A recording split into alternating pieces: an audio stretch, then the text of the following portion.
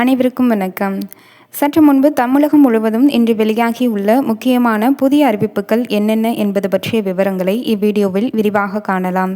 வீடியோவை கடைசி வரை ஸ்கிப் செய்யாமல் பார்க்கவும். நமது சேனலை முதல் முறையாக பார்ப்பவராக இருப்பேன், சேனலை சப்ஸ்கிரைப் செய்து கொள்ளுங்கள். பக்கத்தில் உள்ள பெல் ஐக்கனையும் கிளிக் செய்து கொள்ளுங்கள்.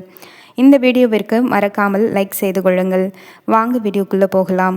முதலாவது அறிவிப்பாக, தமிழகத்தில் தகுதியுள்ள குடும்ப தலைவிகளுக்கு மாதந்தோறும் ரூபாய் 1000 வழங்கும் மகளிர் உரிமை தொகை திட்டம் செயல்படுத்தப்பட்டு வருகிறது. இந்நிலையில் வரவிருக்கும் பட்ஜெட்டில் மகளிர் உரிமை தொகைக்கான நிதி ஒதுக்கீடு உயர்த்தப்படும் என்ற எதிர்பார்ப்பு அதிகரித்துள்ளது.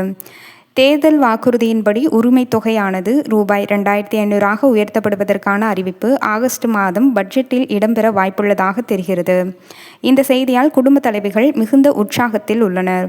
அடுத்த அறிவிப்பாக, உலக புகழ்பெற்ற பழனி முருகன் கோவிலில் வருடாந்திர பராமரிப்பு பணிகளுக்கான ரோபோ கார் சேவை 45 நாட்களுக்கு நிறுத்தப்பட்டுள்ளது. இதனால் பக்தர்கள் மின் நிலவை ரயிலில் செல்ல அறிவுறுத்தப்பட்டுள்ளது. அடுத்த அறிவிப்பாக, டாஸ்மாக் கடைகளில் பாட்டில்களுக்கு 10 ரூபாய் கூடுதலாக வசூலிக்கப்படும் தொகையை முற்றிலும் ஒழிக்கும் நோக்கில் தாவேகா அரசு நடவடிக்கை எடுத்து வருகிறது என்றும், தற்போது சில இடங்களில் 10 ரூபாய்க்கு பதிலாக 53 ரூபாய் என வசூலிக்கப்படுவதாக தகவல் வருகின்றன. ஜூலை 27ஆம் தேதிக்கு பிறகு இது தொடர்பாக புதிய நடவடிக்கை மேற்கொள்ளப்படும் என்றும் அமைச்சர் விக்னேஷ் தெரிவித்தார். அடுத்த அறிவிப்பாக, தெருநாய் கடிக்கும் சம்பவங்கள் தினந்தோறும் நடக்கின்றன. சென்னை உயர்நீதிமன்ற வளாகத்தில் தெருநாய் தொல்லை அதிகமாக உள்ளது. தெருநாய் பிரச்சினைக்கு எந்த நடவடிக்கை எடுத்ததாக தெரியவில்லை என்று தமிழக அரசு மீது சென்னை உயர்நீதிமன்றம் அதிருப்தியை வெளிப்படுத்தியுள்ளது. அடுத்த அறிவிப்பாக, 2026 மற்றும் 2027ஆம் ஆண்டுக்கான பட்ஜெட் ஆகஸ்ட் 5ஆம் தேதி தாக்கல் செய்யப்படும். பட்ஜெட் தயாரிப்பு பணிகளை தீவிரப்படுத்தும் விதமாக ஒவ்வொரு துறை அதிகாரிகளுடன் முதல்வர் விஜய் தனித்தனியாக ஆய்வுக் கூட்டங்களை நடத்தி வருகிறார் என சபாநாயகர் ஜெயசேலி பிரபாகர் தெரிவித்துள்ளார்.